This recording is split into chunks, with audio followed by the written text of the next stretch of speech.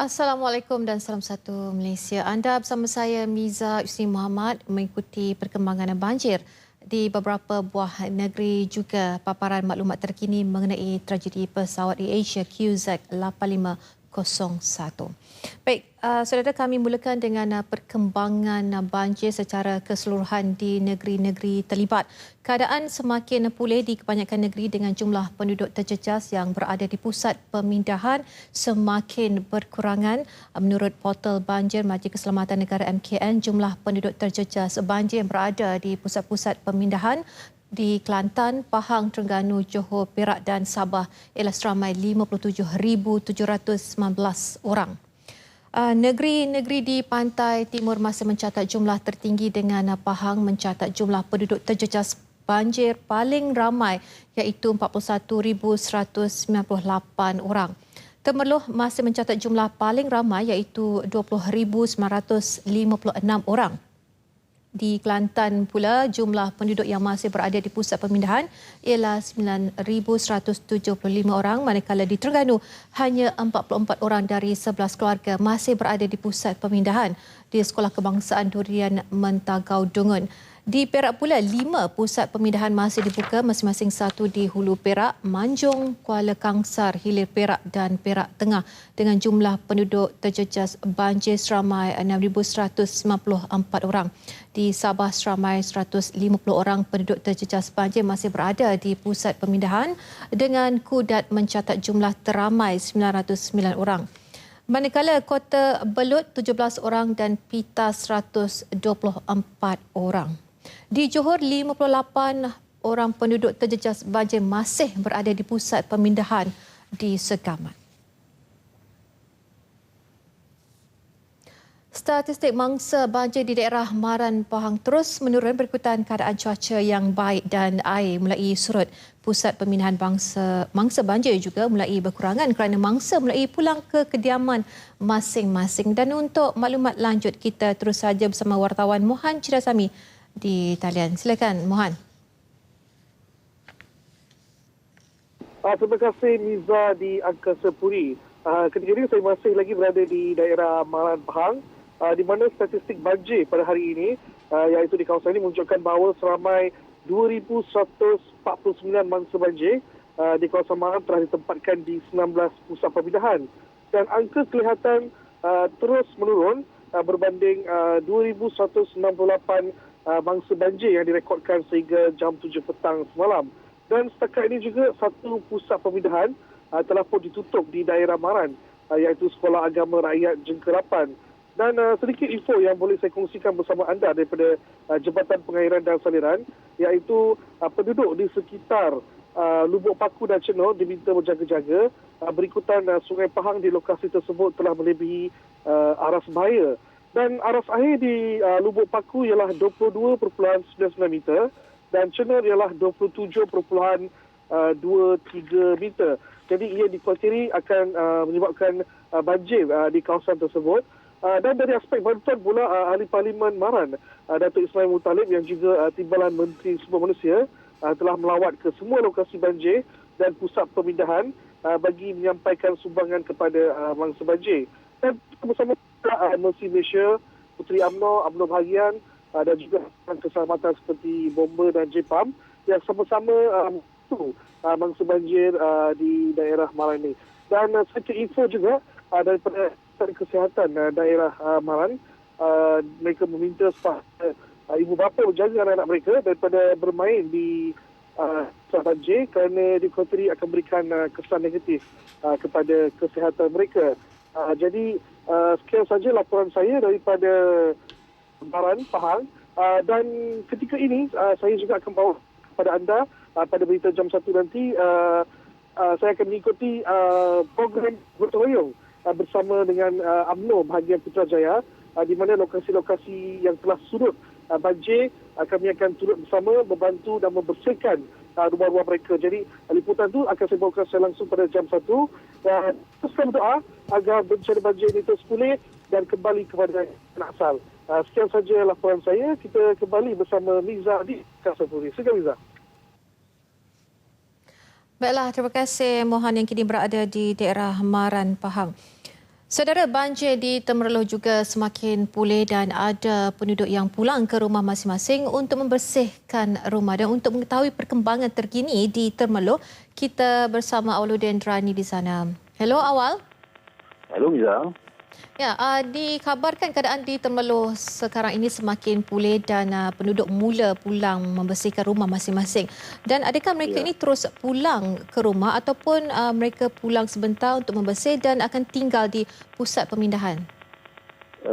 Begini Miza, pada pemerhatian pemantauan dan tinjauan saya sebentar tadi, ada sebahagian penduduk yang berpindah pulang sebentar ke rumah masing-masing, mungkin untuk melihat keadaan rumah dan juga kerja-kerja mencuci. Dan ketika ini usaha membersihkan rumah, satu kempen diusahakan oleh ahli UMNO bahagian Temerloh, disertai oleh juga MCA dan IC dan sebagainya, bergotong royong membersihkan beberapa kawasan di sekitar bandar Temerloh ini, Miza. Jadi bagaimana pula dengan bekalan makanan di pusat-pusat pemindahan di sana? Adakah mencukupi ataupun berkurangan? Okey, saya berkesempatan tadi meninjau pusat pemindahan di sekolah kebangsaan Jalan Bahagia. Di situ masih lagi terdapat beberapa penduduk yang tinggal di sana. Kerja-kerja memasak juga masih berjalan seperti biasa. Menurut maklumat yang saya perolehi, bekalan makanan memang tidak putus kepada penduduk yang tinggal di pusat pemindahan. Jadi bagaimanakah keadaan cuaca di sana sekarang ni, Awak? Ya, keadaan cuaca pada hari ini dan juga semalam begitu baik ya Miza. Hujan ada sedikit semalam tapi hanya sebentar. Hari ini keadaan terang dan elok. Memang sesuai untuk kerja pembersihan. Saya kini berada di kawasan Jalan Bahagia. Kerja-kerja pembersihan sedang giat dilakukan, dibantu oleh pelbagai pihak dan agensi lah. Banyak lori dan juga jengkauut dihantar ke kawasan ini. Jadi bagaimana pula dengan keadaan laluan-laluan yang sebelum ini ditutup kepada semua kenderaan? Adakah laluan itu telah dibuka? Mengenai laluan, kebanyakan jalan sudah dibuka ya Miza. Untuk daripada Temerloh ke Kuantan sudah tak ada masalah. Kebanyakan jalan sememangnya sudah dibuka. Boleh dikatakan banjir surut sepenuhnya pada pemerhatian saya di jalan-jalan raya tak ada lagi kelihatan air ya Miza. Jadi maksudnya kalau cumanya sekarang keadaan trafik agak sibuk mungkin ramai yang pulang ke Temerloh untuk membantu ahli keluarga masing-masing. Itu menyebabkan laluan trafik agak sibuk dan juga laluan perhubungan komunikasi juga kadang-kadang terganggu ya Miza. Mungkin terlalu ramai yang menggunakan talian handphone dan sebagainya. Okay. Jadi bagaimana dengan kesihatan penduduk dari yang masih tinggal di pusat pemindahan?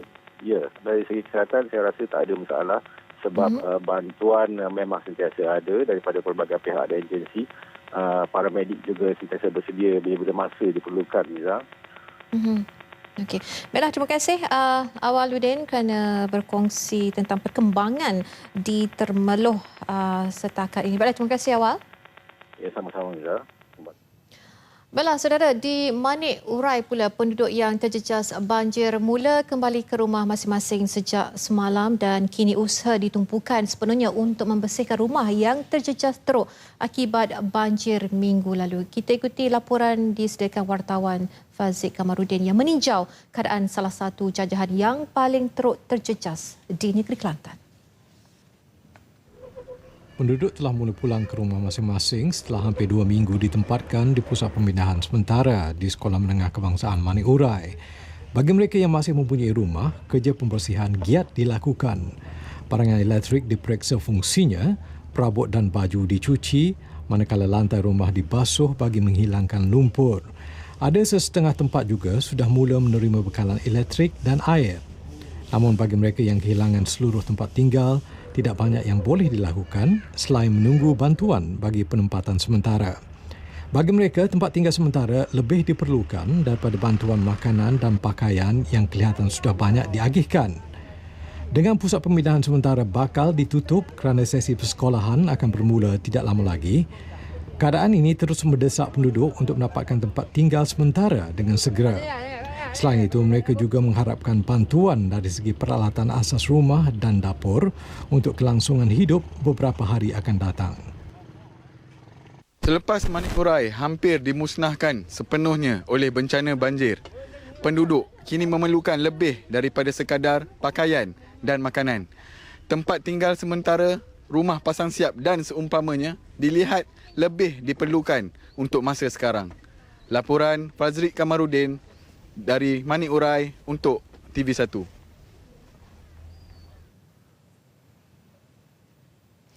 Situasi banjir beransur pulih dan bagi mengelak masalah kesihatan atau penyakit bawaan air, Kementerian Kesihatan Malaysia akan terus meneruskan aktiviti dengan memberi tumpuan kepada isu pasca banjir, terutama sekali di negeri Kelantan. Menerusi satu kenyataan media, KKM memaklumkan pasukan kesihatan yang terdiri daripada penolong pegawai kesihatan persekitaran, pembantu kesihatan awam, pekerja rendah awam dan pemandu akan melakukan aktiviti kawalan dan pencegahan penyakit berjangkit dan wabak. Seramai 42 pasukan kesihatan dari luar negeri Kelantan telah digerakkan ke seluruh daerah terlibat bagi membantu aktiviti berkenaan. Penggunaan hand sanitizer amat digalakkan bagi menjaga kebersihan diri, terutamanya bagi kawasan yang mempunyai masalah bekalan air bersih. KKM juga akan membekalkan hand sanitizer ke pusat pemindahan bagi kegunaan mangsa banjir, terutamanya pengendali makanan. Ketika ini, beberapa fasiliti kesihatan telah memulakan aktiviti pembersihan. KKM juga menasihatkan sukarelawan yang melaksanakan kerja-kerja pembersihan di klinik kesihatan atau hospital yang terjejas banjir menggunakan alat perlindungan diri yang bersesuaian seperti bot, penutup mulut dan sarung tangan semasa menjalankan aktiviti tersebut. Di Sepitang, Sabah, banjir melanda daerah itu sejak semalam tidak banyak berubah dan daerah itu mula mengalami hujan lebat sejak Jumaat lalu. Beberapa kampung termasuk Kampung Banting antara kawasan yang terjejas banjir. Pegawai daerah Sepitang Latif Haji Ahmad yang meninjau kawasan terjejas banjir di Sepitang bersama Ketua Polis Daerah Sepitang DSP Mustafa Osman berkata walaupun dilanda banjir namun buat masa ini tiada keperluan untuk penduduk terjejas banjir dipindahkan ke pusat-pusat pemindahan. Ini kerana ia berlaku secara konsisten dan tidak membimbangkan.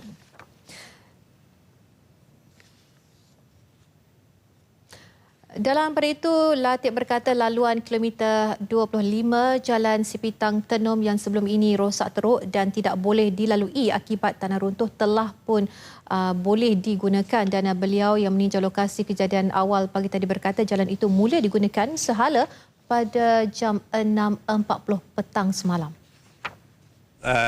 Mereka akan cuba untuk membaiki pulih semula jalan tersebut dan difahamkan kerja-kerja itu akan ambil masa lebih kurang 2 hari lah baru siap. Akibat kejadian tanah runtuh yang berlaku pukul 4 pagi semalam mengakibatkan hampir 1,000 pengguna jalan tersebut terpaksa mengambil jalan alternatif dari Kampung Malamam keluar ke Kampung KPD selama 12 jam.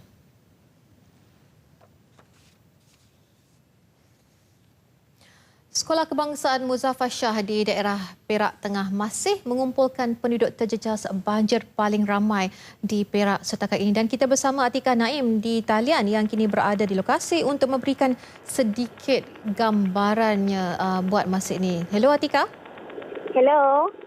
Ya Atika, boleh dikongsi bersama kami jumlah penduduk terjejas banjir di Perak Tengah ketika ini adakah ia semakin berkurangan ataupun sebaliknya? Miza, memang berkurangan ya, tapi secara keseluruhannya saya boleh kongsikan ya di lokasi di SK Muzaffar Shah ni di daerah Perak Tengah ni, di mana daerah ini sebenarnya Miza mengumpulkan jumlah mangsa yang paling ramai setakat ini iaitu 4,851 dengan jumlah keluarganya 1,327 yang melibatkan secara keseluruhannya 19 pusat pemindahan meliputi Mukim Kampung Gajah, Parit, Botol dan Lambur Miza. Jadi selain DSK Muzaffar Shah, mungkin boleh dikongsikan jika ada penempatan sementara yang dibuka di Perak Tengah pada masa ini? Okey, untuk penempatan sementara memang setakat ini memang tak ada. Kat sini ada yang paling ramai kat sini dan penempatan sementara tu memang tak ada lagi setakat ini Niza. Dan mungkin jaga apatan itu memang tak ada lagi. Memang belum ada. Sekarang ni Sekolah Kebangsaan Muzaffar Shah adalah pusat penempatan ya? Okey. Jadi bagaimana dengan kesihatan penduduk yang terjejas banjir di pusat penempatan, terutama sekali kepada bayi, kanak-kanak dan juga warga tua?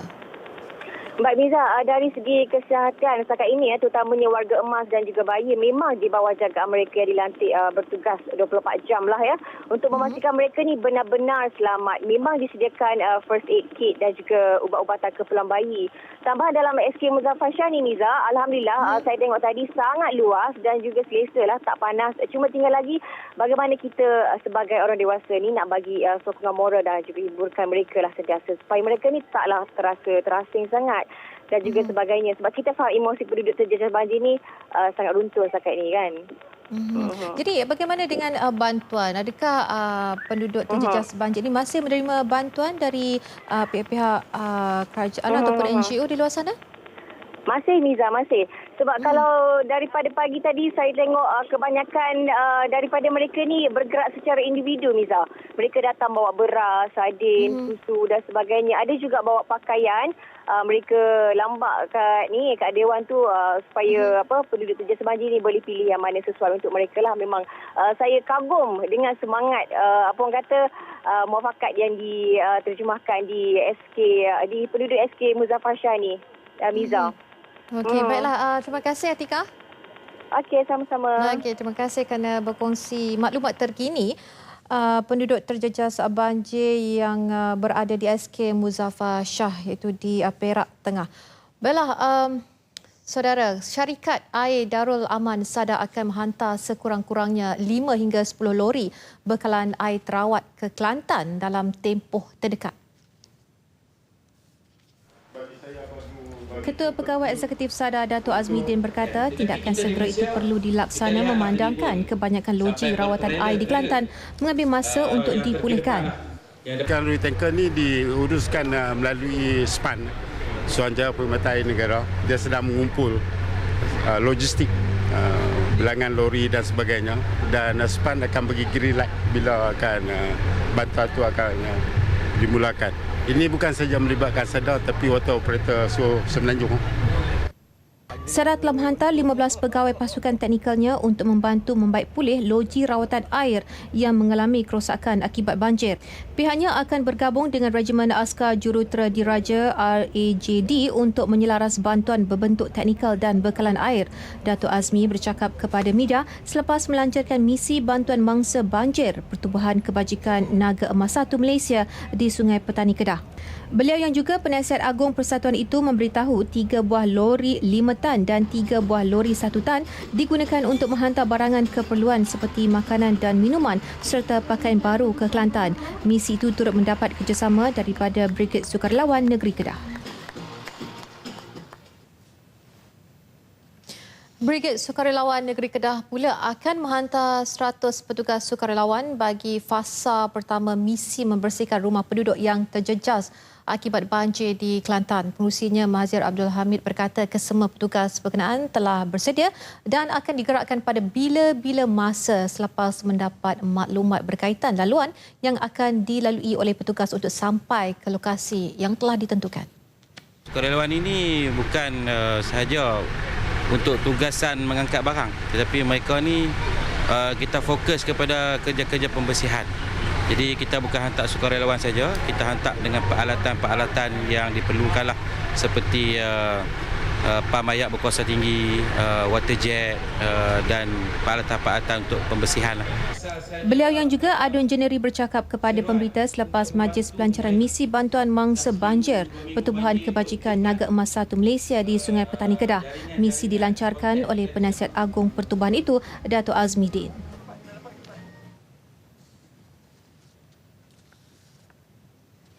Saudara, perlu wujud pendaftaran bagi sukarelawan yang ingin membantu dalam sebarang kemungkinan bencana, khususnya bencana di negara ini, dan ia bagi memastikan sukarelawan berkenaan mempunyai persediaan mencukupi termasuk menjalani latihan.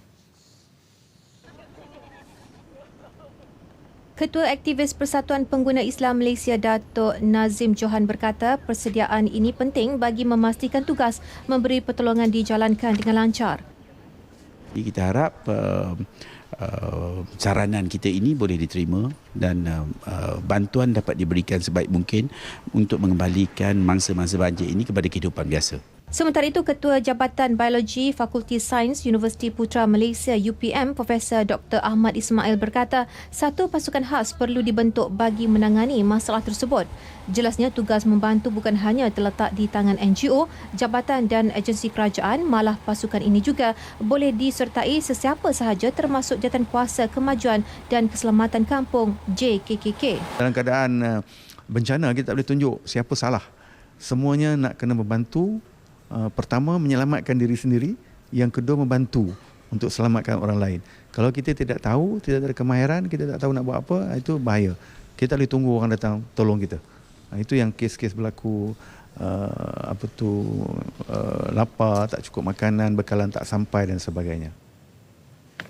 Mereka ditemui selepas ditemu bual dalam rancangan Landscape di Angkasa Puri. Antara yang dibincangkan dalam rancangan itu termasuk faktor berlakunya banjir luar biasa baru-baru ini.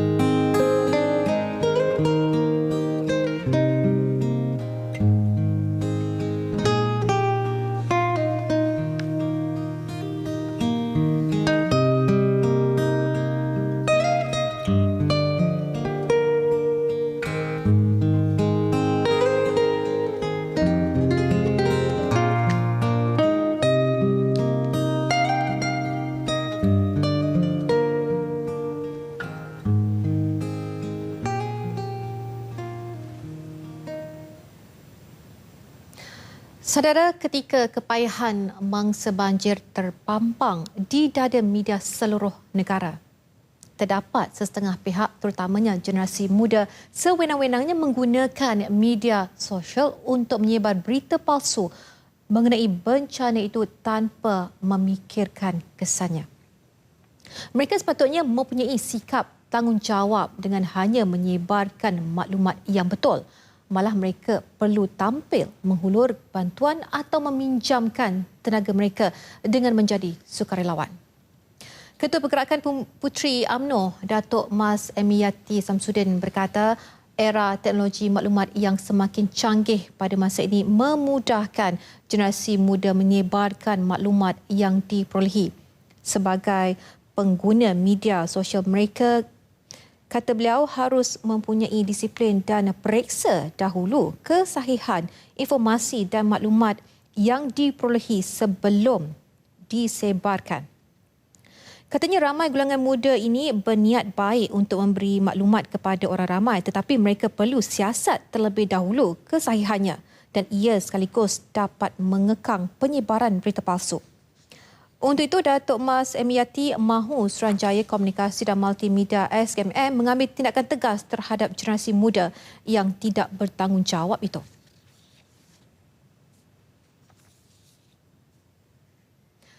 Penduduk kampung Aur Gading melahirkan penghargaan terhadap kerajaan pusat yang begitu prihatin dengan kepayahan yang mereka lalui akibat dilanda banjir. Lawatan Menteri Pertahanan Datuk Seri Syamuddin Tun Hussein dan Menteri Kejaraya Datuk Seri Fadilah Yusof menyuntik semangat kepada mereka untuk terus tabah mengharungi dugaan. Sambil bersyukur dengan pembinaan titi terapung, penduduk kampung Aur Gading ini mengharapkan kerajaan mempercepat pembinaan jambatan dan titi yang baru. Ini kerana ketiadaan perhubungan ini menyukarkan penduduk berurusan, terutama murid dan pelajar yang akan memulakan sesi persekolahan pada 12 Januari ini. Titi terapung yang rosak lah. Jalan yang inilah saja satu jalan berhubung antara keluar ke bandar. Maksudnya ke Kuala Lipis? Ke Kuala Lipis. Bila jambatan ni tak ada, lalu ke mana? Kalau jalan ni tak ada, kira tak keluar lah. Saya minta mana pekerja bina cepat mungkin lah. Mana jambatan nombor 1, jambatan gantung ni, kemudian jambatan besi dulu tu. Lepas tu jambatan utama dia, Buraya tu. Itulah harapan saya.